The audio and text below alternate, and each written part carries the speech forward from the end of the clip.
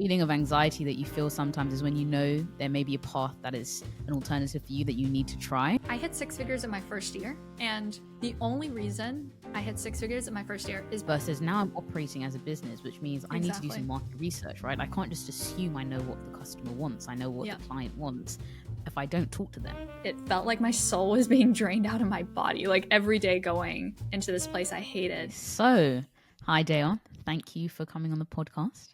How are you doing? Thanks for having me. I'm good. Good. So I guess we originally met when we was doing the YouTube course, Ali Abdal's course, but we definitely had a lot of overlap, and then I think I learned a lot from you in a very short space of time, which is why I definitely wanted you on the podcast to speak about your journey, freelancing, business, all of that sort of stuff. So again, thank you. Thank you. I'm honored. So, six-figure business owner, content creator, advocate for women in entrepreneurship. But like everyone, I guess you started from somewhere. So I think if you start by giving us a little bit of background into like school, uni, your kind of corporate life, and where you thought things may be going different for you, like where you may not have wanted to go along that path. Yeah, definitely. So in school, I was one of those super straight A honor roll, rule abiding students. I was actually super risk averse, and I was super excited to do the corporate path. Like I was super bought into it. I had essentially trained my entire life to climb this corporate ladder, and I was really excited to do it. And during university, I did one corporate internship at a really big company, and I was like, I like started getting that feeling of like, this is weird. Like this isn't exactly what I thought it would be like, but whatever. It's probably just this company. Let me try again. So after I graduated, I did another corporate internship at a big four consulting company. And that was when that feeling like kind of solidified in myself. It was kind of like a slow feeling of, wait, like this is what I had been working towards for 21 years, essentially, right? Like this high key kind of sucks, you know? I don't know. And yeah, this was back in 2016 when remote work was also like an unheard of concept. So every day you were in the office, actually, which I know seems so crazy now to think about. But yeah, looking back, I think the reason it felt like it was such like it sucked so much, I feel, was because I felt like I lost control of so many different things. You know, I couldn't pick like where I worked, I couldn't pick when I worked, I couldn't pick who I worked with, I couldn't pick what I worked on. Even small things like I couldn't pick what I wore. Like I had to wear clothes that were really uncomfortable just to be like very corporate and stuff like that. And it just kind of, I don't know, it didn't feel good. And I really didn't feel like it was something I could do sustainably. And I was looking around and I remember thinking, like, how is everyone else doing this? Like, how is everyone else fine with this? Like, is something wrong with me? Like, how is everybody else doing this for 40, 50 years? Because I was just so unhappy. And I always think back to this moment where, I mean, it sounds so dramatic thinking about it, but I remember it felt like my soul was being drained out of my body, like every day going into this place I hated. So I feel like that was the beginning of me being like, okay, so, but then like, if not this thing that I had trained my whole life for, then what? Then You know, what? like, then what? Like, what are alternatives? Because I'd never even considered that I needed an alternative because I had trained my whole life and was excited to do this thing. So yeah, at that point, I was kind of like in pure desperation mode. I was like, any alternative is better than this. I have to figure something out. And I started Googling just like, what do people do outside of the 9 to 5? Like, what other paths are there? And that's when I started stumbling into the concept of freelancing and what that could look like for me. And I gave that a go. And I started, yeah, just like working on that, trying to land clients. I signed up for Upwork and I was applying to gigs every single night after I got back from work, and all on the weekends. I was like fulfilling on projects and stuff like that. And slowly over time, I told myself if I can replace my corporate internship salary, which was quite low at the time, it was like minimum wage, with freelancing, then I'm going to give it a full go. And luckily, by the end of my internship, I had made it there, and I was like, all right, let me like, I didn't even consider, I knew I couldn't allow myself to consider staying there without trying freelancing like properly first. No, that makes sense, and actually kind of reminds me of this saying that I've heard quite a lot of business owners or owners even say, that this feeling of anxiety that you feel sometimes is when you know there may be a path that is an alternative for you that you need to try, and that feeling of disconnect, that feeling of almost like pent up energy is like, I know there may be an alternative for me, and if I don't give it at least a try, like I don't think I'm ever going to be able to be happy even in this position, even if this was right for Same. me. Not trying that other route, Yeah. you kind of feel left. Yeah. I wouldn't be able to do that. Like, I think regret is one of the worst possible things. Like, it's so much worse than even failure. So I just knew that I wouldn't be able to make peace with not at least trying. Um, and I also think, I have always been very risk averse. I'm very risk averse now. I never thought I would ever try something like freelancing, where I feel like oftentimes we're told like the connotation with freelancing is it's very risky. Entrepreneurship is very Mm. risky. It's very unstable. I think there are ways to de-risk, like lower the risk for sure, like things you can put in place. But I also think at that point, I was in a point with my thinking and my life that I was like, the 9 to 5 is so risky for me because I hate it so much. And when you hate something so Yes. much with every fiber of your being, like that's not sustainable at all. Like if you hate Mm. it that much and you have that like inner gut that's like, this is not right for you and you know it, like it's so much riskier to stay in that than to try something new, like anything, even if it's so like a so-called risky thing.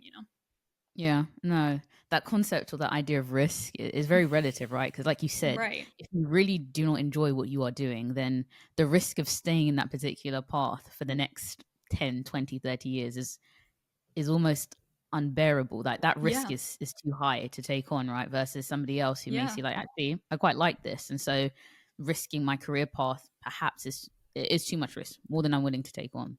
For So I sure. think, yeah, risk is definitely relative. Yeah. I'm interested then, like when you made this decision, did you tell your family and friends? And if so, at what point, and what was their kind of reaction? Did you have the support, or did you feel like I'm veering off this path and I can feel that? Yeah, I actually, thinking back, I don't actually think I told anyone. And that's also my pattern is like when I'm doing something that is quite scary or intimidating, I like to keep it to myself because it's almost like, and I actually kind of low key recommend that because I think people always have lots of opinions about what you should do with your life. And it's like obviously always clouded by their own perspectives, their worldview, how they were raised, and everything. So they have lots of Mm, opinions.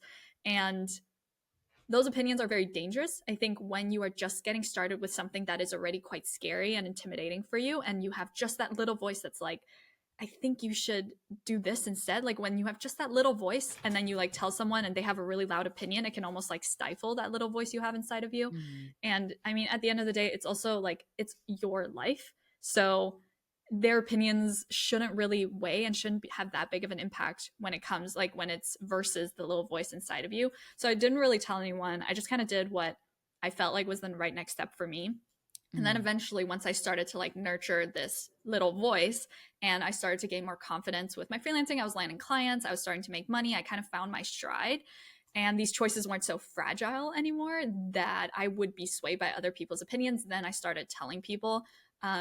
Mostly they were all very supportive, confused probably, but mm, supportive.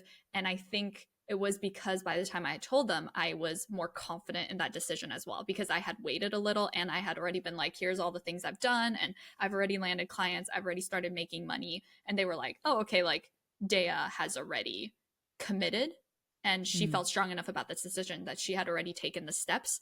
And they knew that even them being like, blah, blah, blah, I would be like, okay, like whatever, like I'm already doing it. So Yeah, yeah, yeah. Like yeah, this is already happening. So yeah, it's you're either like with me or you're not at this point. exactly. Yeah, I think Yeah. depending or seeking out too much external validation can be dangerous. And I fall into that trap a lot. So I have to be very careful to protect important decisions that come from Mm, me before I go, like, what do you think? What do you think? Like, what should I do this? Should I do that? It's like, you know, you can do that all day. But at the end mm. of the day, your opinion is the most important because you're the one that has to live with whatever consequences happen. Yeah. No, I resonate with that a lot because, like, even when I was thinking back to some of the decisions that I allowed the input of others to kind of Mm-hmm. dictate and drive, and they almost never went well when it was like against what I knew that I wanted to do deep within. Exactly. And I talk about this example of going to uni and going to a university that I didn't want because everyone was like, it's shiny, it's a great uni. And I was like, but I really don't think this is right for me. I'd much rather take a gap year. But the Yeah. idea of a gap year just seems so crazy to everyone. Like, again, this veering off the path, even so Yeah. slightly, just 12 months Yeah. of exploring what could, other possibilities. And it ended with me eventually still having to leave that because it wasn't right for me. And Yeah. so I think this idea of sometimes protecting what you're working on and your Mm-hmm. dreams and your goals until you're quite solid in them, Because like Hmm. you said, everyone has something to say. It's always, no matter Exactly. what you're doing. So, Yeah. okay. Um, all right. So you went from the corporate kind of internship to freelancing, and then where you are kind of now as like a business owner, a little bit more removed from the day to day. So let's Hmm. kind of start diving deeper into freelancing because I mean this is Hmm. something that I've always been really interested in how it works, how you kind of get started on this journey. So what exactly were you offering as a freelancer, and how did that kind of offering evolve? Yeah. So in the beginning, it's so funny. Like I feel like people always think freelancing starts out super strategic because I think a lot of the advice out there is like find your niche and like figure out what Hmm. you blah blah blah. Mine was like super chaotic, and most successful freelancers I talk to, their beginnings are always chaotic. Like there's no right step one, step two, step three. Like when I started, I offered anything and everything that I could Fair enough. remotely figure out myself or that I was Hmm. curious about. I applied to everything. I mean, like I did um, graphic design, like super light graphic design, like because I played with Photoshop in high school. So I was like, I can Photoshop backgrounds. Like I did this project where I like Photoshopped backgrounds out of industrial machines for this company, like so random. I was not trained at all. I did voiceovers, so I did like English speaking voiceovers for Chinese courses and for this Forex course that was on Udemy. So random, Hmm. no experience or training in that. I just thought it might sound interesting and that I could give it a go and do my best. I did a lot of admin work. I did content assistant work. So I wrote like blog posts. I like help people put things into WordPress, that kind of stuff. And over time, I just like started as I was trying lots of things, and this is also why I think freelancing is such an incredible career path for people who don't really know what exactly they want to be doing, because when you join a 9 to Hmm. 5 corporate path, you kind of commit to like quite a niche thing, like I'm going to be a blah blah blah, and you really only get data for that role. But when you're freelancing, you have so much more flexibility to try a bunch of things, like a huge variety of things, without kind of like penalizing your career with this variety. And from there, once you have all those data points of like hated that, loved that, found that interesting, didn't find that interesting, I learned that, then I think you can better put together a puzzle of like this is towards the direction of what I might be interested in doing. And so I Hmm. think I really credit that initial chaos of like trying everything and giving myself permission to try everything with me finding ultimately what I loved to do. Because as I was trying everything, I started being like, ooh, I really find content interesting. One of my clients started letting me manage his content. So, like, helping him organize his podcast episodes and, like, kind of Hmm. streamlining all the podcast editors and the graphics for the podcast and the editing and stuff like that. I really enjoyed that. And then I was like, okay, what could that look like? So I started doing more content management, evolved into project management. And then ultimately that became business management, which is like, that was my dream role. I did that for years and years. And I only found it through all that chaos. Like I wouldn't have never made it there without like all these random touch points that didn't seem strategic or coordinated in the beginning, you know? Yeah. And what kind of time frame was that actually? Like, so that Yeah. initial period where you're testing things out, you're trying different things. Like, what kind of time Mm, frame was that? Would you say? I think it was a couple months. I want to say like it was 6 months of trying lots of 3 to 6 months, I would say, of trying a lot of things out. And then towards the end of 6 months, I was starting to be like, okay, interesting, like content management, interesting. And I Hmm. started looking more into project management as well. So yeah, and I mean, I worked with I've worked with over like 40 plus clients, but I would say most of those clients were in the first year. So like I did a lot of short-term one-off projects. And that's also what I recommend if you want to try lots of things is don't commit to long-term clients. Don't commit to a new service for like the next 3 years or like a retainer. I more so did like a one-off voiceover project, a one-off graphic design project, you know, so that I could like Hmm. get it done quickly and kind of get the experience and the data point. And then once I had been through a lot of those types of projects and clients, then I started looking for longer term clients. And then, you know, in my second year, third year, I was just working with long term clients, like a Okay. handful of long term clients. So yeah. Okay. So when you have like long term and short term clients, how would you say you approach these differently? Because obviously the nature of the work and the relationship you're building is on different time scales. So how does it change, or how do you approach each one of those? Definitely with longer term clients, I had already decided I wanted to do like business management. And so that was I also like when I talk about this kind of stuff, I also encourage freelancers to think about what are ongoing needs versus one-off needs that clients need, you Hmm. know, because if you pick solving an ongoing problem, it's going to make your life much easier to sign monthly retainers. Because if a client, like for example, a one-off need I would say is like branding for a business, right? Like people don't need branding done. Like they don't need new branding done every single month. But business management, where I manage their projects, their teams and ops, like they need that all the time. Like they don't just need their team managed once and then they're kind of like, okay, the team's like off on their own. So Now, I yeah. really, yeah, that would be chaos. So I really, and I mean, not saying that graphic design is not an ongoing need, because there are definitely ways you can come up with, like, you know, maybe monthly refreshes of their Instagram like graphics, and maybe you like redo their ad graphics every month. So there are ways to like find ongoing needs for most services. So really think about, is what I'm offering something that clients need just once and it's done, or how can I create more of a long-term relationship with clients where they do need that thing every single month? And I think that also kind of, going back to what we were talking about earlier, de-risked freelancing for me a bit, because I knew my clients needed me month over month. Yeah. And I was signing monthly retainers where it's not like an hourly thing that fluctuates based on how much I work, but a retainer is a client being like, I'm retaining you every month for this amount, and it's almost like a bit of a salary. So I could count on it financially more. Because I think often sometimes the fear with freelancing is this idea of the lots of short-term gigs without any real stability. Yeah. So I guess that is definitely one way to reduce the risk, or at least you feel like the risk is reduced. I will often hear people say, like, you know, the grass is green on the other side. Like this idea that you leave your corporate job because freelancing or being a business owner is going to be perfect. It's going to be great. Yeah. But I think obviously the reality of each of these, they each have their challenges. So what would you say is some of the greatest challenges that you faced, you know, when you transitioned into being a freelancer, and just along that journey, like what things came up that you was like, oh, this is difficult? Yeah.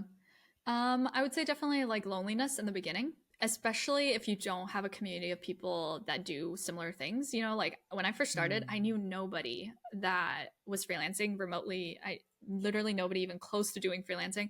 I also was not really into entrepreneurship, so nobody that I knew had a business, nobody that I knew wanted to start a business.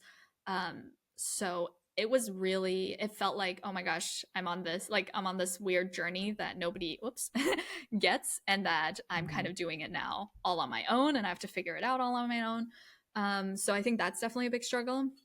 So biggest advice there, just find your community. Like there's so many communities out there, there's so many freelancers out there, there's so many small business owners out there. Really take initiative to find those people and reach out to them. It will change your journey completely. Once I started like joining those communities, everything changed. And now, like, I would say most of my network and community and people I hang out with are freelancers or small business owners. And I love it. But other things I would say definitely like admin bureaucracy is pretty not ideal. Like they definitely don't make it easy for you, but I promise it's doable. If it's just like that initial time investment to figure it out, and like frustration investment to figure it out, is really annoying. And yeah, like find people who've done it and talk to them, and they'll tell you like do this, do that, or don't do this, don't do that, and that's really helpful as well. And I will say that another thing that is quite big of a struggle that I noticed not just in myself in the beginning, but also in a lot of freelancers I talk to, is as a freelancer, you're almost having to figure everything out yourself. You know, like in a corporate path, I feel things are very much designed for you. They're like, do this, like step 1, step 2, step 3. Like if you do these things, you'll get a promotion. If you do these things, you'll get a salary raise. Here are like your professional development milestones and stuff like that. With freelancing, you have to do that for yourself. Like you've almost become a business owner, right? You're the business owner. You need to figure out how to advance your top employee, which is you, like your biggest asset, right?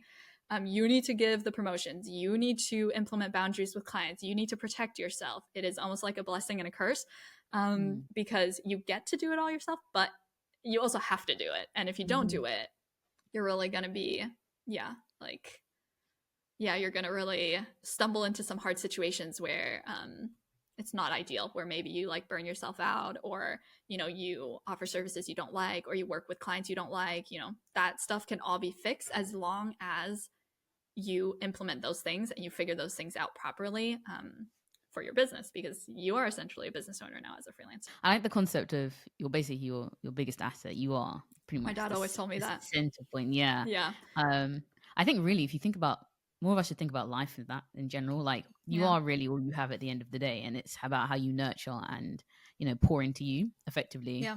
Is going to impact everything you attempt to execute, whether it is even a corporate job or, you know, freelancing. Yeah, for sure. Yeah. I mean, like I always talk about in freelancing, your ability to earn money comes down to how big of problems you solve for clients. And the bigger the problems you can solve for clients, the more urgent the problem, the more frustrating the problem is for them, the more tied to business goals that problem is, the more money you can earn. And your capability to solve problems is in your skill set. So, like the skills you Mm. have determine the problems you solve. So, the best thing you can do if you want to make tons and tons of money is to make sure you are learning things that solve huge problems for business owners, people who can pay you money. And that again goes into investing in your biggest asset, which is you. Which is you. Yeah. Okay. Um, okay, moving on from that kind of idea then actually kind of piggybacking off of that.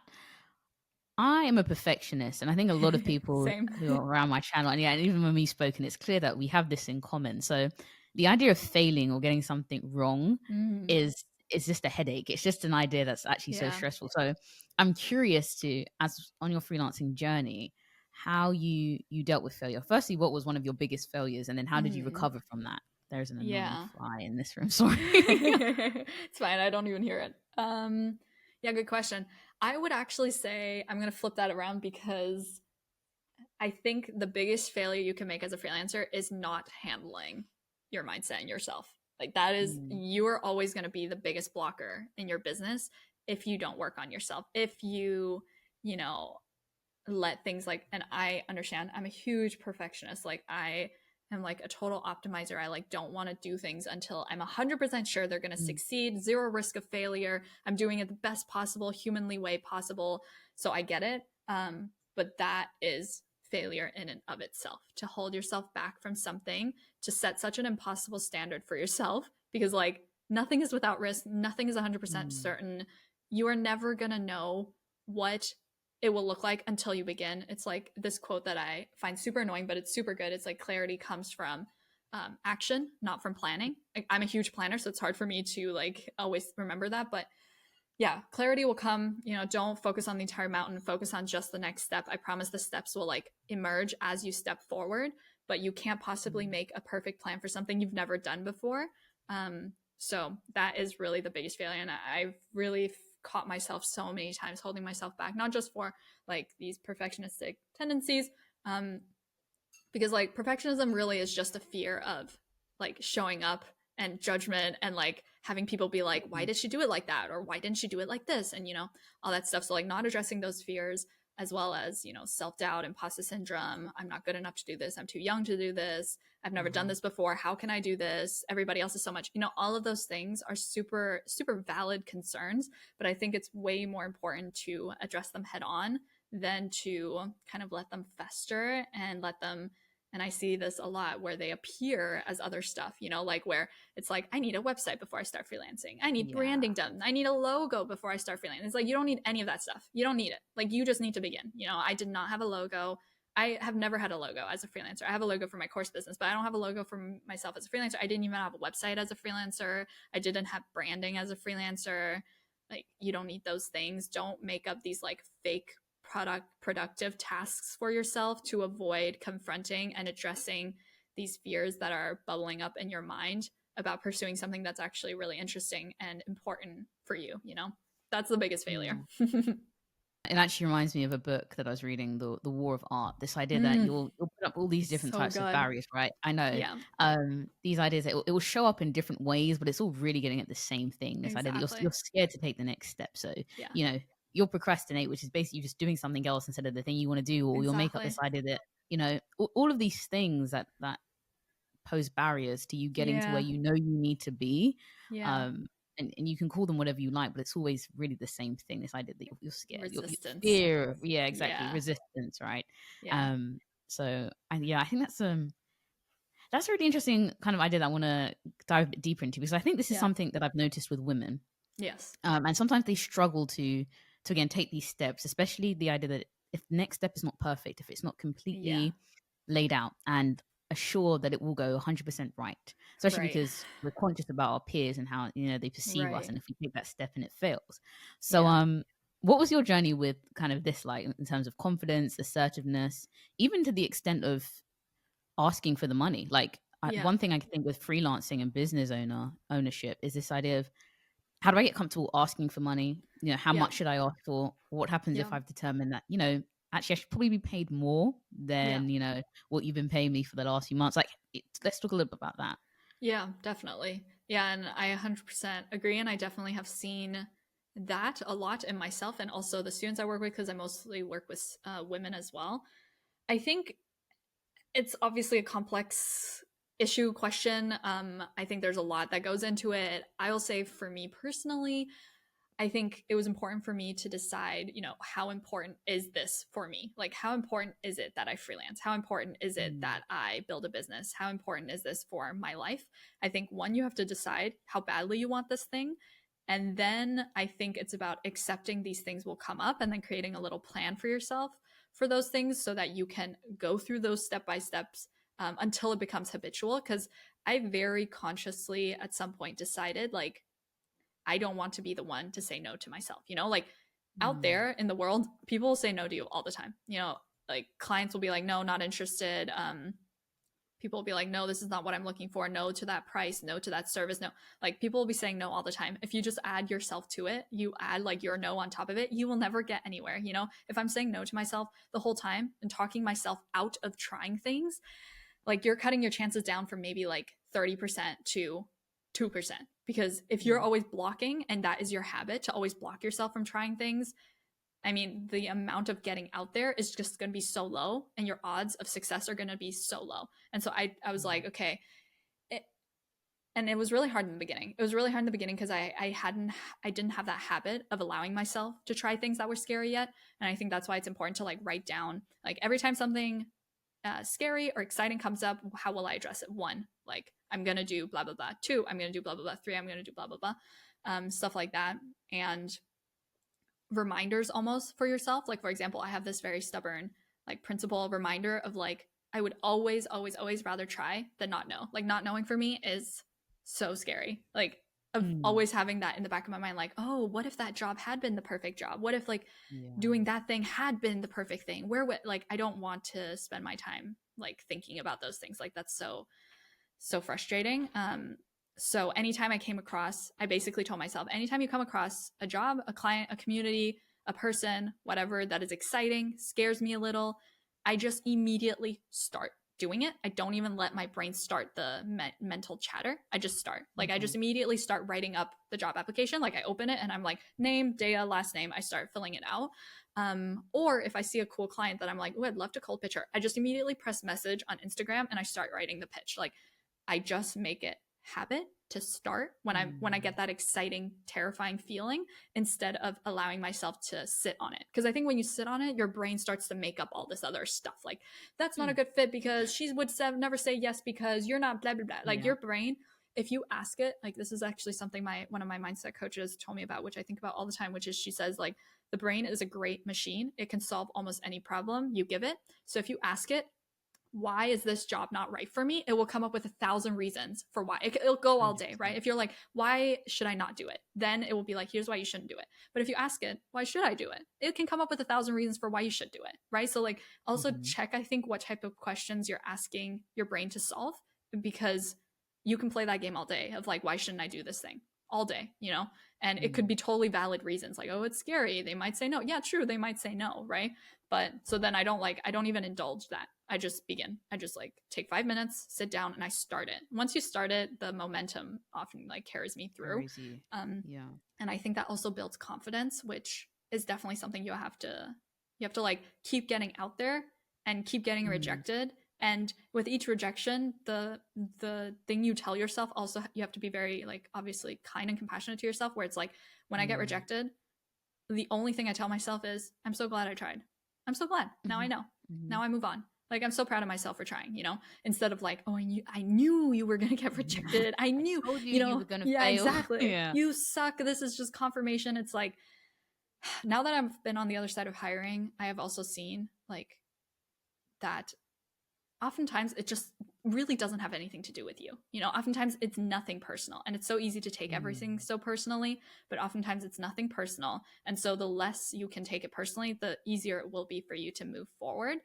Um, and yeah, so I think it's been a lot of all this stuff, but really I think the action taking before your Yeah. brain starts to make up a story is very important. Is very important to just be like, what was the gut reaction? Was the gut reaction I want to apply?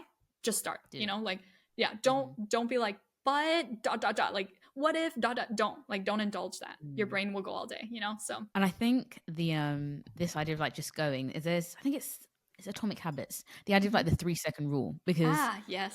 I've noticed this in myself as well and then the people around me in general, both men and women. Mm. But like the moment you allow your brain the space to overthink it, like you said, it Yeah. will do it. It will run with it Yeah. and it will go until you're like, I can't do this. I couldn't Yeah. possibly. So the idea of like 1, 2, 3, let's go. Yeah. Like Love has that. helped me so many times. Like even from as simple as getting out of the bed to go to gym. The hmm moment I'm like, oh, but you give yourself your like the room to think, oh, but it's cozy here, it's cold Yeah. outside. Oh my, like I could just do it tomorrow. All of these things, but Yeah. just 1, 2, 3, go. It's so simple and yet Yeah. so effective. And I think a lot of True. things in life like that, we overcomplicate things, but actually just drawing it back down to okay, what's the quickest or the most effective way I can just get to starting? Exactly. That's what I need to work on. Exactly. Um, Yeah. okay, so like thinking about anybody who wants to be a freelancer then and kind of going into some maybe advice for them. Yeah. I guess my first question is how would you advise, and you've spoken a bit about it, identifying some of the skills that you may have to build a service around, like a service-based business around, and then translating that into an offering? Right. Yeah, so I think it kind of depends on what kind of a work experience this person has. If you have no work experience, do what I did and kind of try everything that sounds remotely interesting that you're curious about. Really take time to develop your skill set. You know, YouTube is Mm. free, Google is free. There are tons of also great low priced products where people maybe have curated things for you. So, like, figure out whatever is interesting to you and start learning as much as you can. If you already have experience, then I would more so be thinking about what is interesting enough that I would want to do it to a point where it's sustainable to build a business off of. And Hmm. well, this would kind of go for both types of people, but as much as possible, I always think about what can I do to create the most amount of value for my clients. So it kind of goes back to what we were talking about before. When you base your services on value and creating value for clients, everything else is easier as a freelancer. It will be easier to charge what you want. It'll be easier to have your pick of clients. It will be easier to land clients. It'll be easier to work Mm. with clients. It'll be easier to keep clients because value is like, it should be the foundation of any business, really. If your business is not producing value for some specific target audience, then like it's not going to last. So Mm. value to me has always been solving problems. So it's kind of what I've talked about earlier, like you can, and there's also a huge difference between solving small problems versus solving big problems, because when I started as a freelancer I was solving mostly small problems, you know, like Yes. uploading things to WordPress, you know, tinkering with like small making like Canva graphics with like templates and stuff like that. They're problems that clients need Sure. addressed, but they're small problems in the sense that the client could easily find someone else. It's not a task the client hates very much. It's not super tied to business goals or like profitability of the business. It's not a super urgent, frustrating, painful problem. So those are what I call small problems. Big problems are the huge problems that your clients hate. It's like stuff that they stay up till 2 a.m. thinking about. You know, it's like stuff that really keeps them from making money, stuff that's super painful, frustrating. Those are the problems that will create big value for your potential clients, right? So I basically just looked at what was going on in the businesses I was working in when I was like trying everything. I was like, what's going on? Like, why are they not like making as much money as they want to? What was keeping the business owner from the business of their dreams? What was holding Mm. them back? And then I started crafting services around that. So that's where I found like project team and operations management, and I bundled that into business management. So essentially it's like project management because I saw that clients have all these ideas, but they weren't getting done. And if projects aren't getting done in businesses, like then you don't have products making money, you don't have things out there in the world like that you desperately need to sell to customers, right? Team management, Mm. like clients either didn't know how to manage their teams, they didn't know how to hire, they didn't know how to scale teams, they didn't know how to keep teams happy, which is a humongous issue. And it's a huge headache for most business owners who scale businesses to a certain point where they're like, well, I didn't build this business just to like manage a team. Like, I don't want to talk to my team all day. Like, I want to build the vision. I want to Yeah. be like in the forefront, you know? And operations is like all system stuff. So, like building workflows, making sure things are documented, making sure things don't just live in Mm. the CEO's brain so they can actually go on vacation and the business doesn't crumble, stuff like Yes. that. And so I was like, those are really big issues. Those are really things that I love and find super interesting to help with. And that created huge amounts of value for the clients that I was working with. And I felt the shift immediately, because suddenly it wasn't like me being like, please work with me. Instead, it was more like clients being like, oh my gosh, I can't imagine running my business without you. Like, you're Yeah. like the biggest asset we have, you know? So I really encourage you to think about value, what that looks like. How do you create big value? How do you solve big problems for your clients? And a lot of times freelancers are like, I don't know what that is. I'm like, go talk to them. You know, like every Mm. business in the world does customer research. Go do customer research. I cannot tell you what is going to solve a big problem for your ideal client. You know, you have to go talk to them. If you're like, oh my Yeah. gosh, and don't feel like, oh, like I need to decide who my target person is and it's like one person. Go towards what you're curious about. If you're like, I really like blogs, I love bloggers, Mm. like go offer value to bloggers. Go like watch their YouTube videos, be like, what does the day in the life of a blogger look like? Like, what are they struggling with? Because like in videos, in Instagram stories, like I often hear people say like, oh my gosh, I hate doing this. Oh my gosh, I'm really struggling with this. Like, go find out what their problems are. And if you can, like try to get them on a call, like give them some incentive to get on a call with you and ask them these questions like, what is the business of your dreams? What is keeping you from getting there? How can, like, if you could, you know, that question of like, if you could wave a magic wand, what would your life and business look like right now? And then you can find that gap and figure out how you can help them bridge that gap. That's like my best advice to creating Mm. services that will last, that will make your life easier as a business owner. And that'll also feel really good. It'll feel so good to know. And this kind of goes back to your earlier question of like, how do you ask for the kind of money that you want to make? It's so Mm. much easier to ask for the kind of money you want to make when you can see tangibly the amount of value and ROI you're generating for the business owners, because you're solving huge Mm. problems. You can be like, I helped my client make this amount of money. She wouldn't have made that without me. Or I have taken such a huge headache off of my client before. She spent 20 hours a week managing, dealing, answering questions from her team. And now she has those 20 hours instead to like build a new product or like get clear on her mind so she can like be creative and like do the big vision planning for the business, which we need. um, that is how you ask for the money, is like having basis to back up. Like it gives you so much confidence to be like, no, like this is the amount of value I provide, this is how much I know I deserve to be paid. So yeah. Long story. No, no, no. It's really useful because I think you touched on something that's this framing and basically taking yourself out of the mindset of being an employee where everything, Mm-hmm. like you said, is kind of given to you Yeah, versus now I'm operating as a business, which means I need to do some exactly. market research, right? I can't just assume I know what the customer wants. I know what the Yeah, client wants if I don't talk to them, right? It's like exactly. Apple rolling out a new product or any of these companies without even, surveying the market. Yeah, Do people even want this? yeah, Although sometimes I feel like Apple just give us things that I don't know if we need. yeah, their brand is Or strong what, but enough. that's just Yeah, the brand there is like just somewhere else. But yeah, yeah, I think that framing of your actions and the way that you execute is really important. yeah, Um, where did you find these clients though? Like where does somebody start when they're trying to build a network, build a client base, yeah. marketing, these sorts of things? Like how do you go about this? Yeah.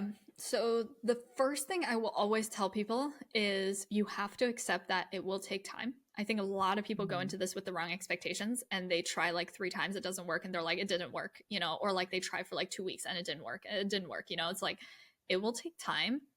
I Mm. promise. Like, you know, it's that quote, it's like what it's worth having is not easy to get or something. Or like, Yeah. you know that quote? What is Yeah, it? like anything worth having. I know exactly what you I Yeah, can't yeah. remember the quote word by word, but yeah. Yeah, what's easy isn't worth having or something, whatever, you guys get it. Yeah. So yeah, I think it's important to keep that expectation clear, and I think it's very important to go into it with an attitude of like, I'm going to give more than I take, because most people, Okay. whether that's in business or elsewise, tend to take more than they give, and that's not how you build relationships or trust with people.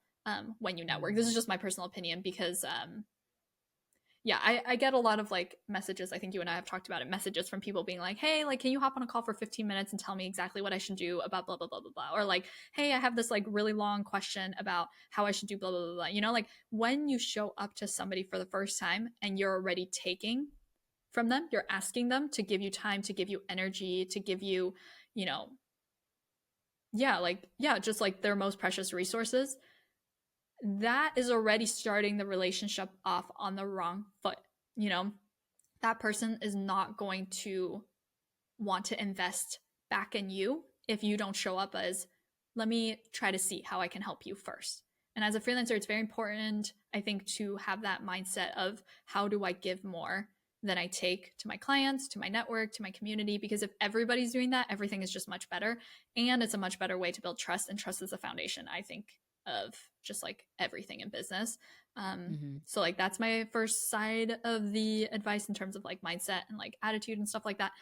And then personally, how I found clients, I first started on freelancing platforms. So, like I mentioned, I started on Upwork. I landed a lot of my early clients on Upwork. It took a lot of tries. So, again, it goes to that like have expectations that it will take time. It took me like 20 proposals. I think like a few weeks to land my first client, and I was doing it every single day. And then it took another 20 proposals for me to land my second client. And it's something I talk about in one of my YouTube videos is like, there's almost like this first client paradox when it comes to freelancing, where it takes so much more effort to start and to land your first few clients than it does to land your 10th or 20th client. It took like a disproportionate amount of time for me to find those first few. And then after that, it started to slowly get easier and easier. And towards like a few years in, I was like barely looking for clients. Like I would still apply for fun because I like Mm-hmm. to keep things, up to date and stuff. But I had a lot of referrals and people being like, I want to work with you, or I want to increase my hours with you and stuff like that. So just kind of know that expectation. It's harder to get it going because nobody has any idea who you are. You have no reputation Sure. yet. There's no trust built with anyone yet, unless you already have a network, which in that case, you should definitely tap into that network already. But when I started, I didn't have a professional network at all. So I started on like freelancing platforms. Then I moved into more niche communities, like Facebook groups. Back then, Discord wasn't a thing, but there's so many groups on Discord now. You should definitely join those and like really build yourself up as an authority in there. Slack community, stuff like that. Mainly, I did Facebook groups. And I really enjoyed that because being in niche communities where you really care about what they stand for also makes it easier for you to work with people you are very aligned with. Like I would join groups like Digital Nomad Girls Community, where I was like, wow, it's like people who I want to support, people who work remotely, female led businesses, that kind of stuff. Mm-hmm. And that led me to some of my favorite clients. So I would think about like niche communities, who's interesting for you? Like, do you love, Etsy shop owners? Do you love bloggers? Do you love YouTubers? If you love YouTubers, like go join their communities, go join Yes. communities that are full of YouTubers and start showing up as an authority. I'm like, I have a YouTube video on this, actually, exactly what I do in Facebook groups.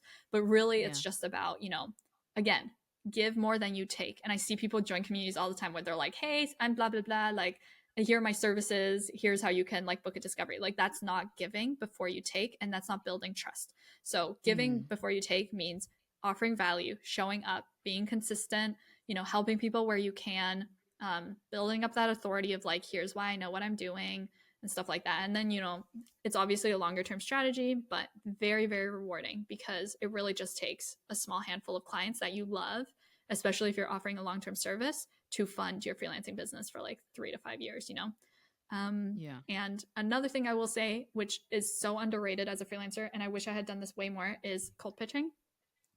Okay. Cold pitching gets such a bad rep because I think most cold pitches are so bad. Like most cold pitches are like so bad they should be ashamed of themselves. Like it's like copy paste, or it's like not thoughtful at all. It's not genuine. Cold pitching done right is extremely effective. I have landed clients from cold pitching, just like they had no clue who I was. I sent a really good cold pitch and I worked with them for years. They paid me money. Mm. They paid me good money. I've also had people cold pitch me where the cold pitch was just so good and it so immediately solved a problem of mine that I immediately hopped on a call with them and I paid an invoice within the week. So I think it's not so much Okay. about cold pitching. It's about, again, it goes back, it kind of all ties together. If you offer big value, if you solve problems for business owners and you show up in a way that is genuine, that is thoughtful, that shows I did my research, cold pitching can be extremely exciting for the business owner because you're showing up like, hey, like I watched all your YouTube videos. I love your YouTube video about this. It's so fun. Like I'm actually da da da. I solved this huge Mm-hmm. problem that I know you have. Here's proof that I solved that problem. I'd love to chat about it and see how I can help you, and deliver some free value as well with you on the call. Which business owner is not Mm. excited to get that? Yeah. It's like, then I don't even Yeah. have to go out and find you. Like you found me and you're offering something that I know I need help with. Like that's a dream come true. So I really think cold pitching, I'm like, I talk about cold pitching so much because I feel like I really missed out. I should have cold pitched way more. And it's so such a good tactic because it's so much in your control, I feel like. Mm. When you, and I talk about this sometimes on my YouTube channel as well, as like I normally categorize these efforts as like passive versus active. Passive is stuff like waiting for job applications to be posted, you apply, or waiting for people to reach out to you, um, I don't know, via referral or something like that. Active is you going out there and like telling people with like a megaphone, like, I'm here, this is what I do, here's how I can help, you know? So cold pitching is very much the active way. And I love it because I think it's very much within your control. And you can pitch anyone. Like you can send people Instagram DMs at any time. You can send it to as many people as you want. We obviously don't want to spam them. We want to do it thoughtfully again, but it's so within your control. You don't have to wait for jobs to be published. You don't have to wait for somebody to come to you. You get to go out and do that whenever you want. Like how cool is that? That's so empowering, I feel like. Um so yeah, I Yeah. would definitely diversify how you find clients, but Okay. those are some of the ways that worked best for me. Um, now I'm just taking that all in. Okay. Like we've had conversations about this, and I'm always trying like I'm taking mental as well as like actual notes about how Amazing. you'd go about this. But I think this underlying thing though, it always comes back down to the mindset that takes you like the full way, right? Like even Right. thinking about this is not a linear path. Like Yeah. if you think it's going to be I exert this much energy and I'm going to get this Yeah. many clients, you're going to fall off, right? Versus seeing Exactly. it more like a lot of things in life, the graph is usually more exponential where you are putting in so much work at the beginning Yes. and the payoff just isn't matching. And then all of a Yes. sudden the curve starts to trend like this, right? Where Yeah. actually, whoa, there's a lot. And the same things happen with YouTube and with We other talked about things that. and other endeavors. Yeah, exactly. Yeah. Like you put in so much work and you may only get 3 views at the beginning. And then eventually after a few months, it's like 100 and then suddenly it's 1,000. And then like, you're like, whoa, okay. It was worth me talking to 2 people Yeah. for 6 months to get to where I am now and Exactly. have a bigger community. Yeah. Okay, I think I have maybe one more question around freelancing Hmm. directly is do you actually think freelancing is for everyone? I think from listening to you, there are a series of traits or a series of how could I say it? There are characteristics that are important in having a successful freelancing career.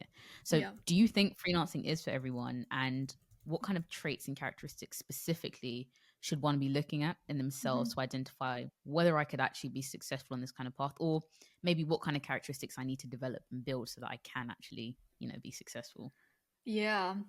Well, the first thing I would definitely say is like if the concept of freelancing um is interesting to you enough where you are getting like nervous, excited butterflies about it, I think that's a really important first thing because I think there are lots of ways to get to a flexible lifestyle. And if you're not that interested in freelancing, I don't think you will have the drive to push through, like we were talking about, that initial exponential, like the flat line to get to the Yeah. exponential growth. So I think it's very important to be like, is this interesting enough where am I curious enough about it that I will give it a go and like take some steps. The other things I will say very important, and I say that I see this in like the most successful freelancers I ever work with, is they're extremely proactive. They take a lot of initiative because like we were talking about freelancing, it's kind of on you. Like nobody's laying out a path for you. If you don't do anything, nothing gets done for you. You have to be very proactive, and by that I mean you need to be that person googling things when you don't understand something, figuring things out when you Mm. don't get something, when the client says a word. Like I remember in the first few months of freelancing, I was on calls with clients. Anytime they said something I didn't know, I had like Google open. I was like, what is that? What does that stand for? Or what does that mean? I was like Googling everything. I think that's Mm. very important. I think you have to be someone who is very quite curious enough to like try things and like push forward, and have that internal drive to at least give it a go. I'm not saying you have to have internal drive where you need to work like 80 hours a week. Like, no, no. Like, I'm talking about like you need to at least try your best, no matter what that looks like for you. Um, Without other people forcing you to do it or without other people creating a plan for you to do it almost. So I think that's quite Mm. important. I think you need to be someone who is at least semi-actively learning, who is YouTubing things, who's Googling things, who is like, ooh, like what's that? Like when I first started anything I was curious about, I like watched a YouTube video. I was like, what's copywriting? Like, what is that? What could that look like? What is that as a Mm. service? Like, how does that work? I would like look up day in the life of a copywriter, a day in the life of a business manager, a day in the life. Like I would just watch those videos and be like, what's going on? Like I want to find out. So yeah, I think that's very important as well. Actively learning, drive to be persistent. And I think it's very advantageous as a freelancer if you are naturally a thoughtful and empathetic person. Like I consider myself quite empathetic, in that I think a lot about other people and I think a lot about how they're feeling and what they're thinking about, what they might be struggling with. And I think that's very useful as a freelancer because your skill set, your ability to solve problems comes down to how thoughtful you can be about what other people need and what other people might find useful and what other problems and struggles they might be having. And I think that helped me kind of connect the dots easier in the beginning, where I was like, how can I be of service? It helped Mm, me see like, oh, I'm hearing she's really struggling with this, or like, oh, I feel like if I were in her position, I would be really worried about how my team is, maybe not as engaged as I want them to be, stuff like that. I think that is a very, very powerful trait to have, as a business owner overall, but definitely as a freelancer, because as a freelancer, you're like adapting the whole time and trying to make sure you're as valuable as possible. Um, yes. and one last thing, I feel like I said so many things, but I also saw this on TikTok the other day where they were talking about how oftentimes it's not even your work experience or your technical knowledge, it's the energy and attitude you show up with, like this Mm, energy of like, I want to learn, I want to help, how can I help, and like, yeah, just like a great attitude, like. And I know it's easy to think everybody is more or less like that, but most people are not. Like a lot of people just kind of like show up and do the bare minimum. They show up, I'm or here they're now. not. Yeah. Yeah, they're like, sometimes they're in a good mood, sometimes they're in a bad mood. Just showing up and having that attitude of like, I'm here. What do you need? Let me help you. Anticipating problems and struggles and stuff like that. Such a big win. And oftentimes, actually, most of the time when I hire for my business, I hire the person with the soft skills because I can train technical skills, right? Like I can train you how to use Airtable, I can train how to use Zapier, but I can't train you to be a thoughtful, kind person who is Sure. excited to do the work with me every day. So I think those are all like, it's basically all soft skills, I would say. Yeah. Mm, Which are like yeah. way more powerful. Yeah, soft skills obviously got a bit of a rap, like the soft skills that you put on you. Yeah. But I think it's actually majorly underrated. And I was So having a few underrated. consultations recently with people who transition into tech, so I was going through their potential pathways and journey, Mm. and people who are coming from backgrounds like healthcare and so forth, and they're like, oh, I'm not sure what I can bring, and I'm trying to draw out like the fact that you have worked with people and in Yeah. certain situations which require you to be able to empathize with other people and understand their needs. Mm-hmm. This is actually something I've noticed is missing quite a lot in the tech world, especially with very technical like Mm. engineers. They may be Mm. able to do the technical work, but being Yeah. able to empathize with your end user, right, the client or Right. whoever is going to be using, say, your application or website, whatever the actual product is actually a major key and a Yeah. major selling point that I think people who are transitioning into new pathways definitely should lean on a lot more. Like, no, you haven't just been working in like, healthcare or retail or whatever it is. You've actually been interacting with people and understanding their desires and Yeah. breaking down, whatever they say here and turning it into an actual solution over there. Yeah. Um, so I Agreed. really think like this emphasis on the soft skills is I like that that's what you've brought to the front because, like you said, technical skills for the most part can be learned. Like Yeah. bar a few things where you need training at university Years to be and say a years. doctor. Yeah. Exactly. Most things you can learn on the internet with Yeah. YouTube, like with even if you wanted to do a short course or Yeah. Udemy, so many things Yeah. that it's really the soft skills that I can see how they would carry someone through like a freelancing career and Yeah. Yeah. Definitely. community. Okay. Moving on then from the freelancing world into being more of the business owner and stepping back and building out a business where, like I said, you're a bit more removed from the day to day. Right. At what point should we say in your freelancing your freelancing journey? I don't know why I said that. Um, do you did you feel like, okay, I'm maybe ready to transition into a different model? Like I see maybe something different for myself. What kind of things were being flagged? What kind of feelings were there that made you think I'm ready to maybe transition? Yeah. Like super honestly, the first feeling is like terror and like denial for me. For some reason, I hear this from freelancers a lot. It's like when you support other people in building their businesses, it is almost like safer for you because there's like a little bit of a detachment from the business, the results. Like it's not personal for you. Like I mean, I was very invested in the businesses that I was helping, but they were not my businesses. So the first thought of could I do my own thing? It was like terror and like, no, I can't. It was like total denial for a really long time for me. I was like, no way. I'm not Okay. meant to do it solo. I could never do it by myself. I am only right to like serve other people. So if you think that, that doesn't mean you can't have your own business. That's just like, it's like the resistance we were talking about from the war of art, the my favorite thing from that book actually is the fact that he says if something is like terrifying and you feel very strong emotions for it, it doesn't mean that you don't want it. Like the fact that you have strong emotions Mhm. towards a thing actually means it's very You important to really you. want it. And if it Yes. wasn't the right thing, you would actually be feeling indifferent. Like there would be no emotions if you didn't want something. So if you feel that like terror, that probably means something is triggering and like something is like really interesting for you or something along those lines. So I think that was the first thing for me is like I was like absolute denial, no way I can do this, no way, this is too scary, this would be too crazy for me, too risky, all this stuff.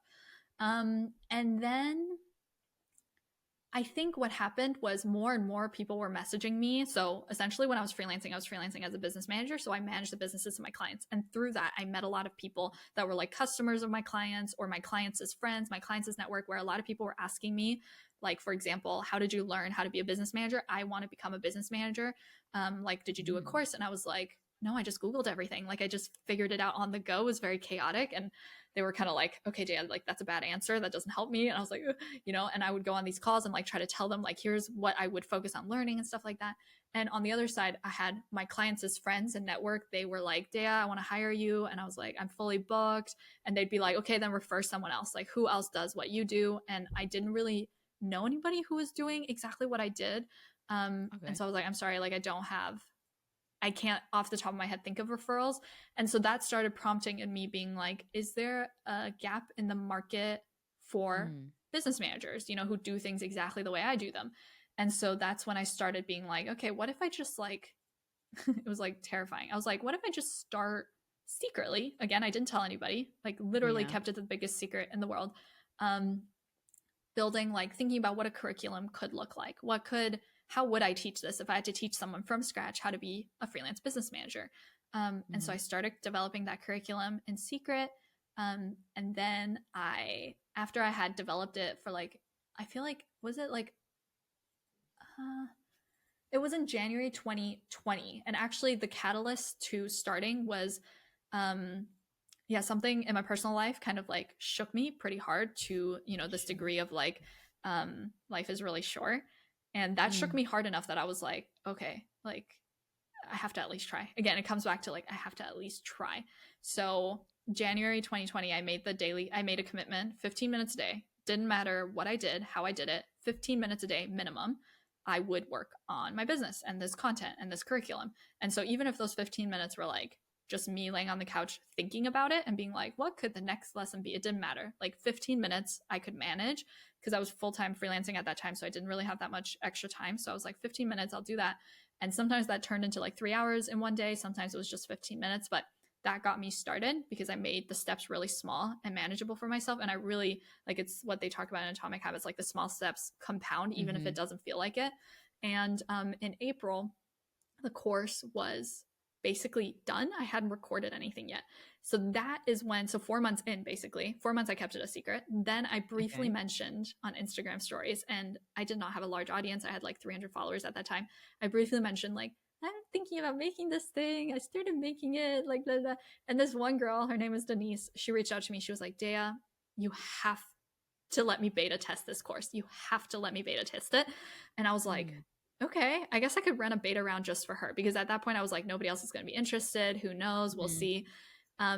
But she was so interested. She was like, I want to do the beta round. I was like, okay, I'll do a beta round just for you. And then I was like, okay, if I'm setting up a beta round for her, I might as well just set it up and mention it to people. So I mentioned it on Instagram that I was going to do a beta round for my brand new program and all this stuff. And 40 people ended up joining that beta round. It was at a discounted price for sure, and it was a great deal for them. But that gave me enough momentum to kick things off to start recording my course because now people had paid me money and I had to push out module by Uh-huh. module. Um, and yeah, so I ran the live beta round for 2-3 months. And yeah, that by the end of 2020, it was going well enough that I was like, I think I owe it to myself to give this my full time attention and energy. And so I let go of my freelancing clients. And January 2021 was my first month full time in my own solo business. Wow. Yeah, Okay. How did that feel? How did that feel like wild. January? Well, yeah, like this is just me now going from like, being embedded in other people's businesses Right. and helping them with their processes and helping their Right. business progress, to now this is me. Like I'm doing what I did for others, but really for me and the clients that I have that are coming out of my business. Yeah, how did that Yeah. feel? Wild, honestly. It was really wild. I was like, I can't believe this is actually happening. Even now, I can't believe it's happened. I can't believe there was a version of me that did it, because I'm like, I don't know how she did it. Like, who is she? I don't know her, you know? It's just so rewarding to step out of your comfort zone, even though it's so scary in the moment. It's so rewarding to follow that little voice inside of you that's like let's try it, like let's just give it a go, you know. It's like so rewarding. It was also really fulfilling in the sense that, you know, I'm very passionate about this role, like business management, because it changed my entire Mhm. life. Like being a business manager changed my entire life in terms of like I could make the money I wanted, I could work from wherever. I worked with clients that I really loved. I could support them on such a high capacity where I could see the impact of my work. I loved what I did. And it was really fulfilling to be able to share that role with other people. You know, a lot of, like, for example, half of my students for business managers are virtual assistants, who are some of the most overworked and underpaid people in online business. So being able to teach them skills that allows them to grow higher Yeah. in the businesses that they support and the clients they support is so fulfilling. So yeah, it felt really surreal. It felt super surreal. I felt so like privileged, grateful, all of that stuff. I couldn't believe it. And I also felt like so fulfilled. So yeah. Mm. Wow. Okay. Yeah. That's that shift, like from, like I said, from the freelance to the business. I'm curious as to then that's how you was feeling, but in terms of like the shift that had to happen for you to actually be able to do this, Yeah. going from, you know, some of the characteristics or some of the things that we talked about, you needed to execute the freelancing career. Mm-hmm. Were there any significant shifts that you had to kind of make to transition into this more business owner role in this sense? Or was Yeah. it a lot of just the same kind of things and just in a different context? It's a lot of the same kinds of things in terms of like you have to be very proactive, you have to be very empathetic, you have to, all those things we talked about. But I think even more so, you need to become like a proper CEO as you scale, especially because as a freelancer, most of the time it's just you. So it's just managing yourself, which is also a big task in and of itself. But as a business, oftentimes you will start hiring people, you will start, you know, developing more products, you will have more complicated systems. So it's very important that you become the CEO. And there's this really good book, E-Myth, the E-Myth Revisited, Mhm. where he talks about this dynamic that happens inside every business owner where you have to balance these three characters that are all fighting against each other. So three characters are like the visionary, the manager, and the technician. So the visionary is like the big picture person, vision person, creative is like the entrepreneur. Actually, I think he calls it the entrepreneur. So the entrepreneur, so like the big, like, let's do that, let's try that, you know, all that stuff. The manager is somebody who wants status quo, who wants a plan, who wants things like to execute, who wants to make sure risk is as low as possible. And then you have the technician. The technician is the doer, the person that's just like checking things off a to-do list. And he says basically we have all three of these characters inside of us. And depending on the balance of these three Mm. people, you can either run a really great business or you could run a really bad business. Because as freelancers, oftentimes we are mostly technician, right? Like we're mostly doing the service and doing Yeah. the task. Yeah. So it's very easy when you start a business then to just keep doing. But if you Doing. just Mhm. do without managing, without the entrepreneur, it's the business is not going to go anywhere. Just like sometimes I work with CEOs who are only entrepreneur. That's fine too if they have a manager on their team to balance them out and to make plans and stuff, and then they have like doers underneath them. So Mm. that's also doable. So I think it's being aware of those three and how much more important it is to balance those three things out as you step into entrepreneurship and becoming a CEO, because depending on your balance, like it could really mess up your business. Like, for example, for me, I have a very natural tendency to lean into manager because I was doing that as a freelancer for so long. Like, I had to lean into management to balance out my entrepreneur clients. You know, like they were like, Sure. let's do these 1,500 things in the Big next ideas, week. yeah, and you're like, Yeah. And they're whoa, like whoa, super okay. shiny object syndrome. And I had to be like, no, like here are the goals that we created. Like, let's shelve those things. We'll organize them at the next like quarterly planning and stuff like that, prioritize stuff like that. So when I started my business, I was still leaning very heavily into management. And that's good to a certain extent because things are very organized and planned, but I stifled my entrepreneur a lot. Like I would be like, ooh, you know what would be a fun idea? Let's do that. Or let's do that. And I'd be like, no, we're not doing that. Like this works, we're doing Mm. this, you know? And that is a business without innovation. So that is very dangerous as well. So I think it's important to be like, what is the split of my current energy and current time in my business? And is that the right balance? I think he also actually says a specific balance that he thinks is good in the book. It's a really good book. You should read it if this sounds interesting. But Yeah. for me, I think that was the biggest shift going from freelancing to business owner is like managing how much of the doing I was doing and lowering that as much as possible and increasing the entrepreneur, so that I was sure my business was innovating and not just kind of like static and going out of date, you know? Mm. Yeah. No, again, that does make a lot of sense. I think this idea that you have these kind of identities within you and the balance dictates how you kind of execute is quite interesting. Actually, I don't think Right? I've quite heard it explained like that. So I'm going to try and leave like a list of the books or any resources Yeah. that we come across because that does sound very interesting. I like that concept actually. Yeah, I like it too. Um, so you're now, operating a six-figure business. I'm curious as to how long it took you to get there and what it felt like when you realized actually I am running a six-figure business. Like this is where I am now. Like how did that actually feel? Yeah, how long and how did it feel? Yeah.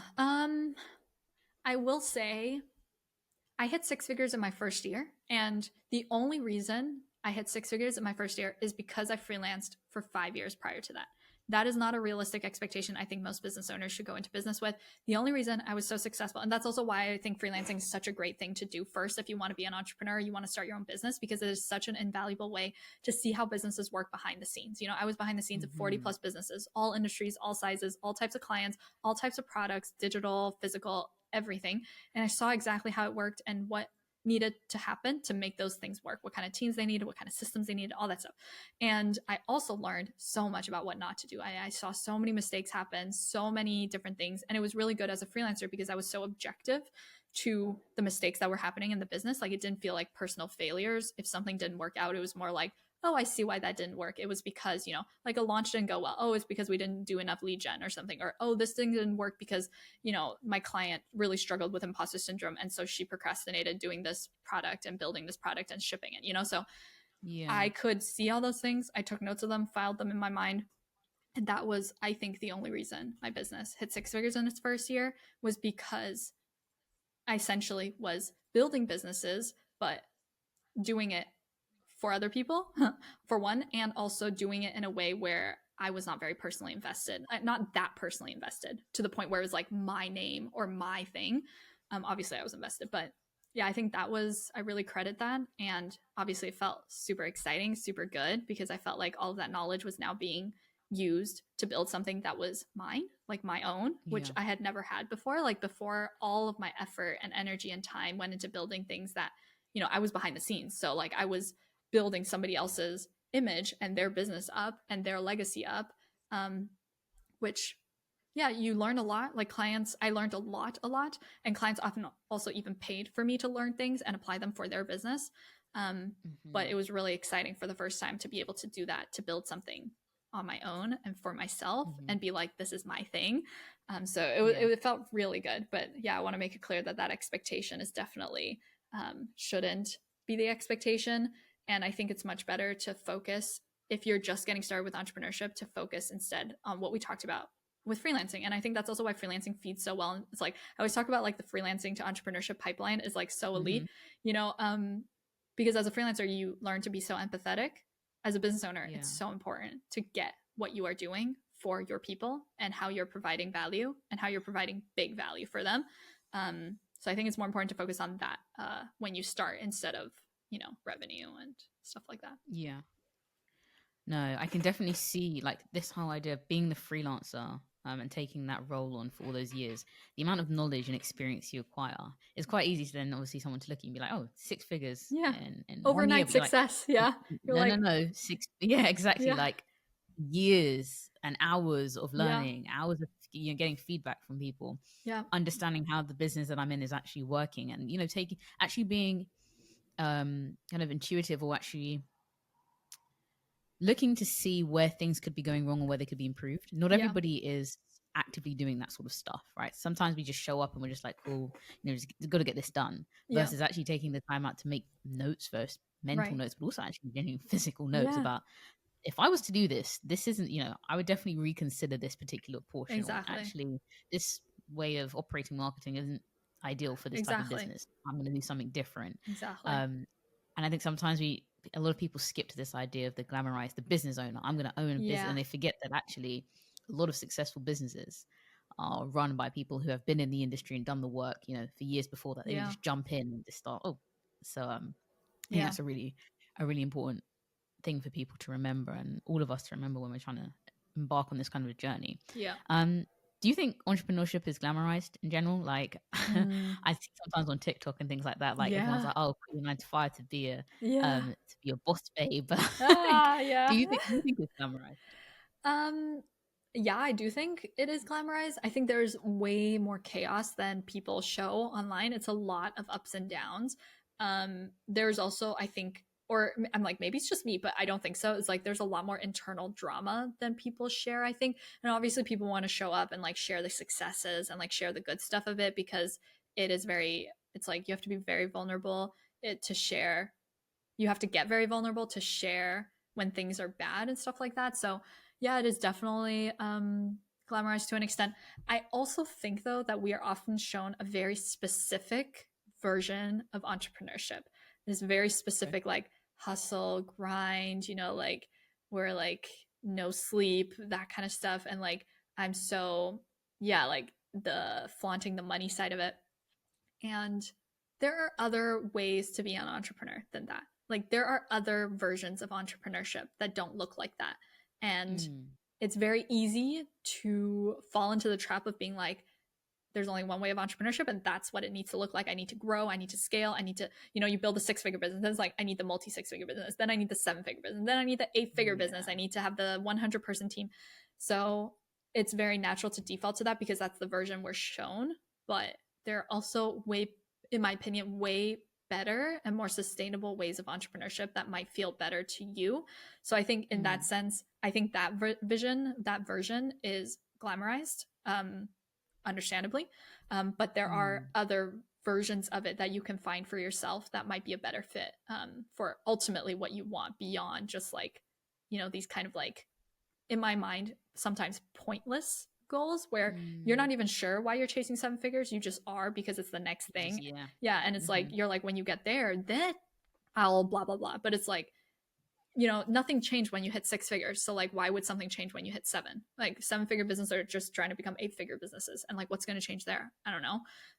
So I think Mm, it's more important to be like, what exactly am I doing this for? Like, why do I want to mm, build a business? Um, More than just the money component, because the money is so easy.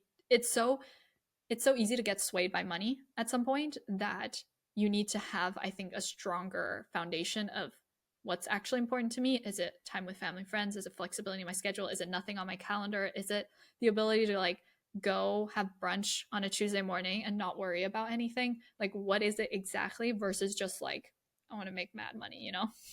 mm. Yeah. Yeah. I think that idea of like those intrinsic versus extrinsic drivers, like you said, like you could just keep chasing money or any other kind of external accolade or whatever forever, and you would just be on. It's almost like you've swapped out one hamster wheel for another. So Yeah. yeah, you've kind of I hear left the that all nine the to time. five, Yeah. but now you're just in another loop, right? Yeah, In another exactly. rat race, if you'd like. Yeah. You created your I own think rat it's race. Yeah. yeah. So now you're still in one. It's just one that you've created your own Yeah. cage, if you'd like, your own bars. And it's Um, sometimes even worse because I actually had that with freelancing at some points when I just got into like chasing clients that I was like, this is exactly like the 9 to 5, except it's worse because at least in the 9 to 5, people put boundaries for you. Like they're like, you go home mm, at this time, you work 40 hours, you take vacation days. And as a freelancer, if you don't do that for yourself, you're just in the worst rat race hamster wheel of all time, with no boundaries in yeah, place. That's no fun. So yeah, definitely agree with you that you have to be yeah. very careful about that. You definitely do. And I guess kind of going on from like the hustle culture or being, Mm-hmm. I don't say anti-hustle culture, but Yeah. work-life balance Mm-hmm. as a freelancer, but also as a business owner. Firstly, I think I actually want to touch on this topic of balance because this Mm-hmm. is something that I hear people speak about a lot, and I'm of the persuasion that balance can sometimes be a myth or it doesn't always look the way you think, right? So, like, Mm-hmm.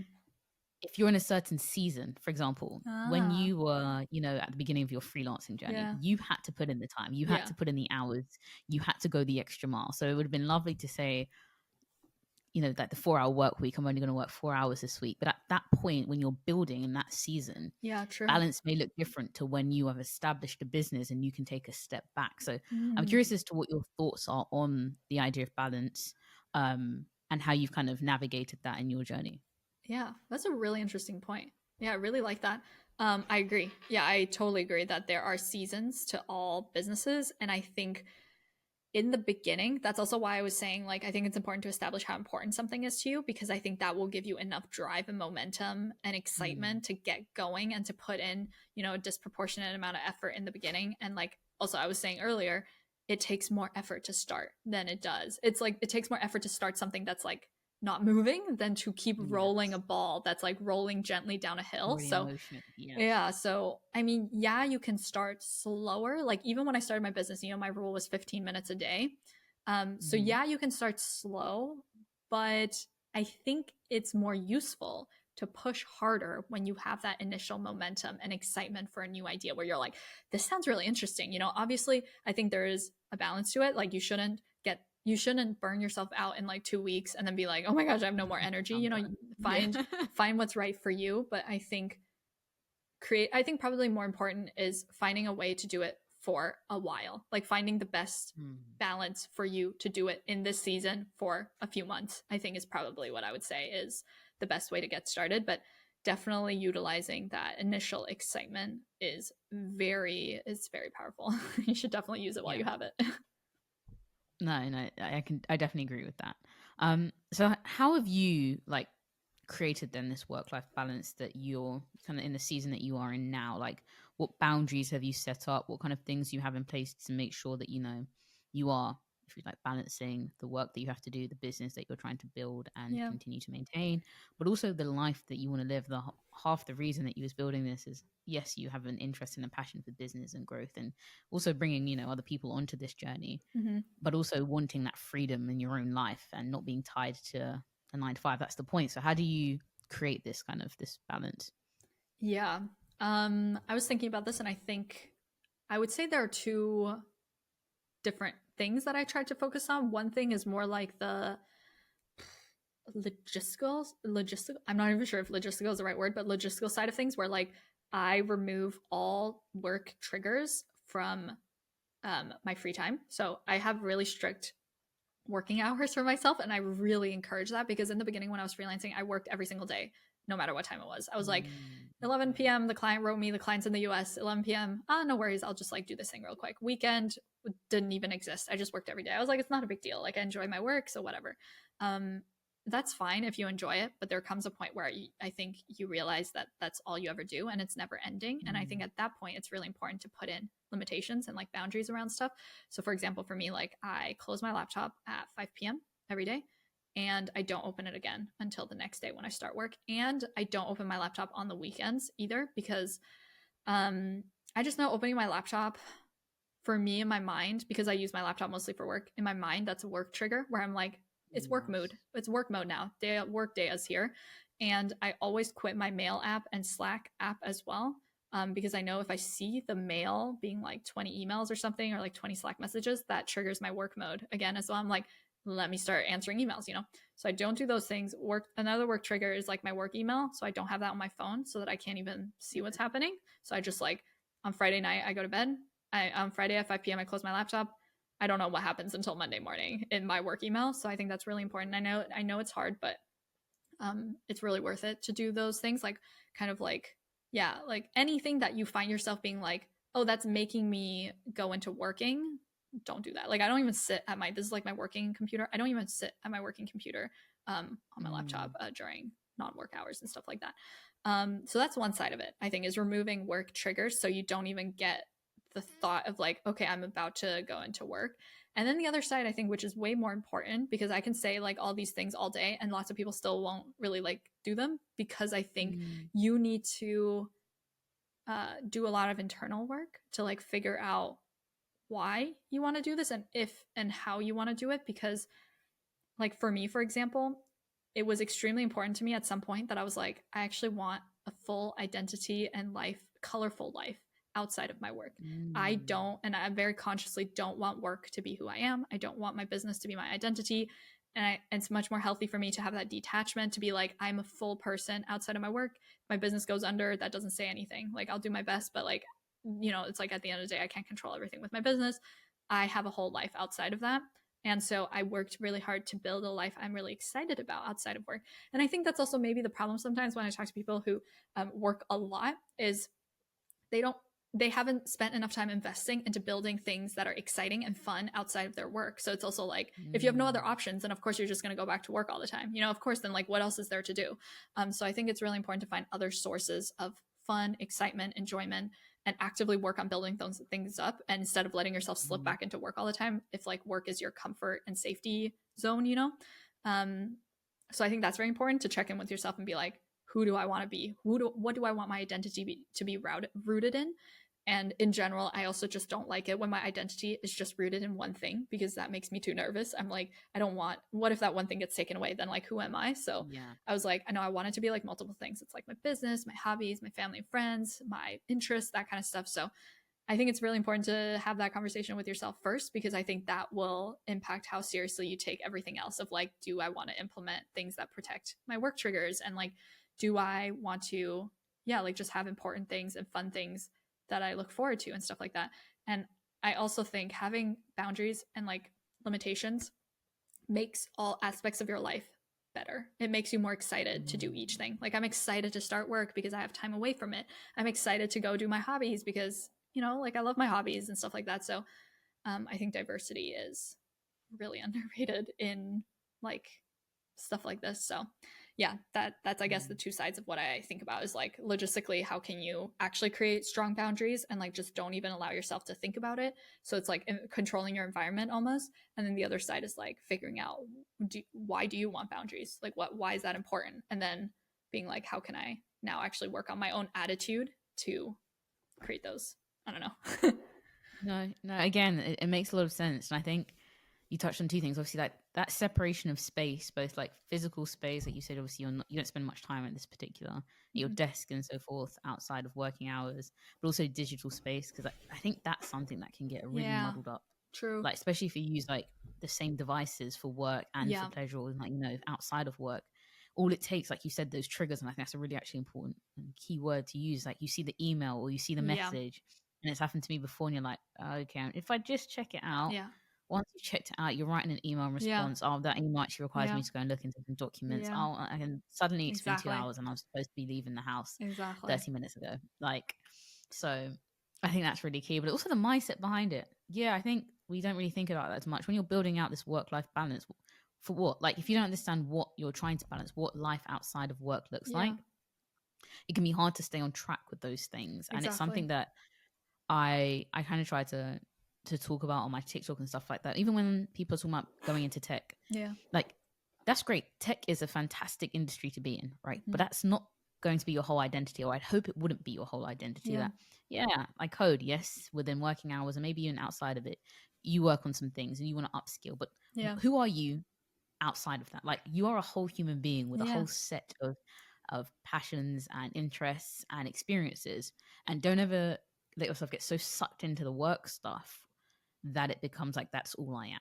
Yeah. Like that you can't step away from that and still be like, this is who I am, or this is what Yeah. interests me. For Yeah, I think sure. it's a really key thing. Okay, I guess kind of finally is the future of more like freelancing and entrepreneurship. Yeah. I'm curious as to the trends that you think are rising in the freelancing and entrepreneurship community. Mhm. Um, I don't know if it's just because of my echo chambers, but I see Mhm. a lot of content online about building a business and Mm. freelancing and Yeah. escaping the rat race and all of these Yeah. things. So where do you think the like this industry or way of model of working is trending towards? Do you think that more people are going to be Yeah. picking it up? Just in general. Yeah.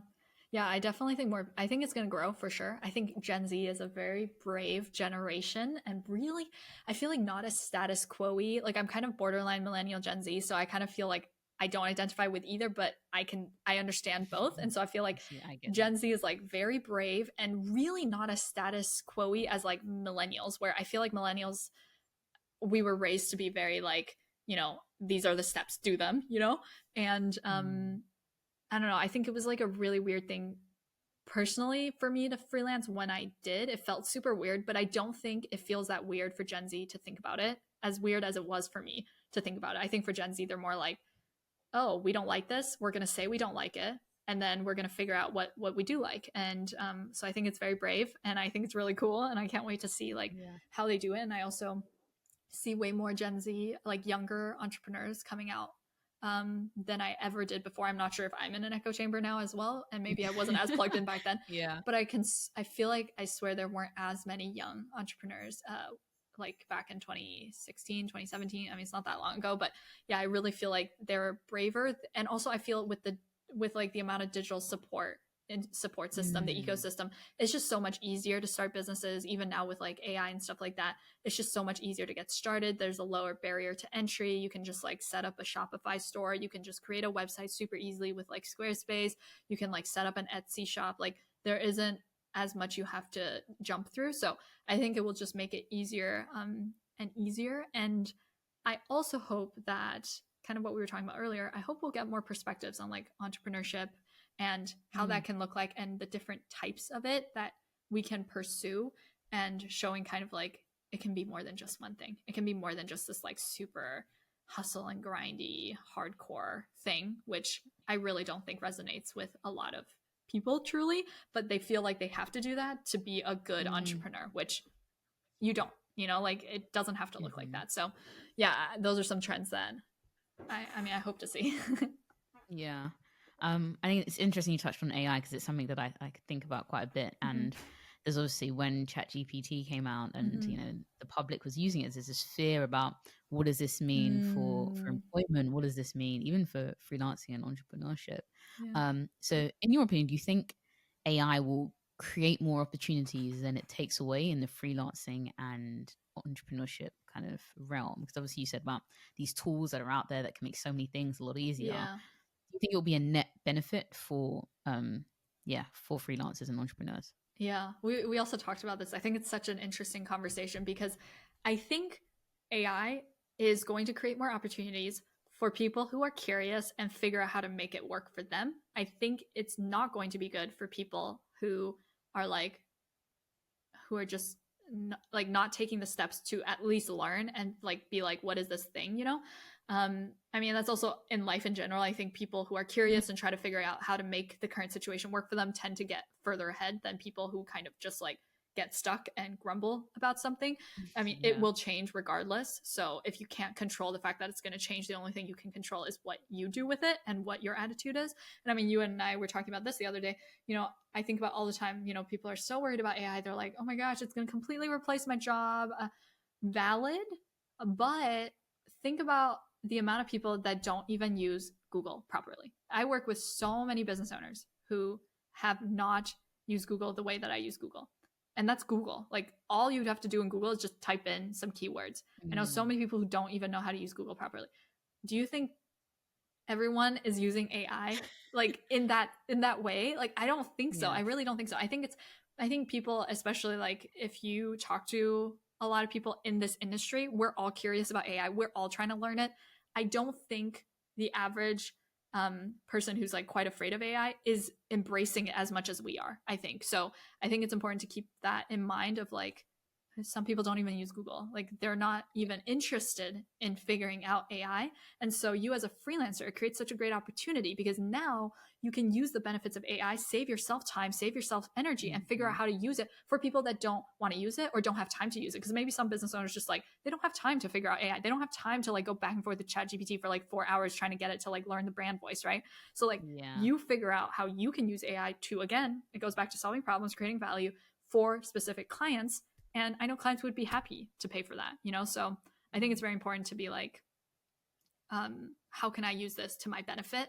Again, it's like what questions you ask your brain, right? Because if you ask it, how can I use AI to my benefit? Your brain could be like, you could do this, you could do. But if you're like, how is AI about to screw me out of a job and ruin my life? Then your brain's like, oh my gosh, AI is so horrible. It's gonna. I've got the list. Exactly. So yeah, I think it's definitely like having a good attitude towards it, I think, is one part. Obviously, it is scary. Things like change is scary, but I think the best we can do in this situation is to figure out what is within our control and do our best to use it to our advantage, which there are so many ways to use it to your advantage as an entrepreneur, as a freelancer.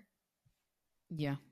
I think that perspective thing, and this is where I think echo chambers can kind of skew your Yeah. reality. Because I remember when ChatGPT first came out, and I was using it a lot, Yeah. and I think I even did a poll about like AI and ChatGPT in general, and a lot of people actually hadn't used it or hadn't heard of it. And just Mm-hmm. the consensus outside of my echo chamber was like, "What are you talking about?" So in Yeah. my head, everyone's using Yeah. ChatGPT. Yeah. Everyone's going to start using this to build a business or Yeah. to outsource some of this work. Meanwhile, a lot of people hadn't even engaged with it. They Yeah. hadn't even written their first, prompt or anything like that. And so Yeah. it's also like the case where everyone's starting a YouTube channel, everyone's starting Yeah. Yeah. actually, No, no, they're they're not. not. Most Yeah. people aren't doing those things, Yeah. right? For whatever reason, that's not to say that they should or that they have to, but Right. this idea of oversaturation or a saturated Yeah. market or this kind of mindset, I think is one that a lot of people have to move away from, because ultimately, and it's so cringy, but there is actually only one you. There is only one person on the planet that has been through the experiences that you have been through, and has responded as you have, and has collected the data and information about those experiences, Exactly. right? And so now you just have, depending on how you look at it, another tool that can, you can use to kind of translate or transfer that information knowledge you have and build something else around it. Yeah. I feel quite hopeful about AI. I Same. do know that there will be consequences. Every Same. technology has downsides, right? There's Yeah. not everything has a trade-off. The Right. internet had many, many trade-offs, and some people will argue that the trade-offs weren't worth it. Others of us will be like, yes, it's created so many opportunities, So many. like so many. Um, so it'd be interesting to see how this Develops. evolves, I Yeah, think. for sure. I guess my kind of final thing is, if you could give women who are aspiring to freelance or business ownership one piece of advice, one thing to walk away with out of all the things we spoke about today, or anything else, what would you say?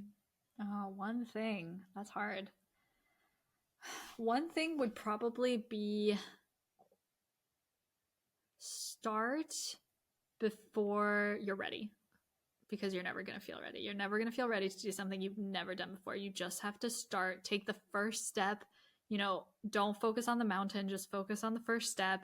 Take that, then focus on the next step. Just one thing, put one foot ahead of yourself at each time. Every time you look up and you see the mountain, just like ignore the mountain. I mean, the mountain's irrelevant. You're just taking one step at a time, because if you don't push, if you don't drive action, if you're not proactive, nothing will happen. Nothing happens until you make it happen. So take the small steps. Don't focus on huge leaps. And yeah, really really work on your mindset, whatever that looks like for you. Like whatever's holding you back from taking your small steps, really figure out what those things are. And there's so many like great resources out there to do that, and you can come like hang out in like really cool communities where people talk about those types of things or watch YouTube videos about it. But yeah, just take those small steps and start before you're ready. Sure. Okay. Thank you so much, Deya. Thank you for spending some time with us today. Thank I you. found this really insightful. I know Yay. I'm always pestering you with questions about No, freelancing no, and no. business, and I'm always like, Deya, what about this? So I think it's really valuable, and I just think it's important for people to think about different models of working, right? Like sometimes I hear people talk about Gen Z, that we're like a lazy generation, or like, and Mm, I try to push back that it's not that we don't want to work, but it's that agreed. there are so many different ways that we can work. Yeah. It may look different to the way you, as a millennial, older Right. millennial, even other generations have been working, and this Right. acceptance that work has transitioned, in part because of some of the work the millennials and other older generations, they've laid foundations for things like the internet and things like that. We're Mm-hmm. making use of the things that you guys have put Yeah. into place for us, and we are executing on that. So Mm-hmm. I think this is going to be very useful. How can people get a hold of you? What platforms are you on? I will leave all the information in the description, Mm-hmm. but what platforms are you on? I'm on YouTube. That's how we originally connected. So I'm definitely on YouTube. I have a lot of freelancing videos there and small business stuff there. So if you're curious about freelancing, that is a great place to get started. Other than that, my business, you can find me at dbmbootcamp.com. That's where I run my course business, where we train women to be business managers. Okay, cool. Yeah, Like I said, I'm going to leave all of this in the description as well, so you amazing. guys can check out all of the links, everything like that. But again, thank you so much, Dale, and hope to see you on the channel again soon. Thank you. It's been so fun.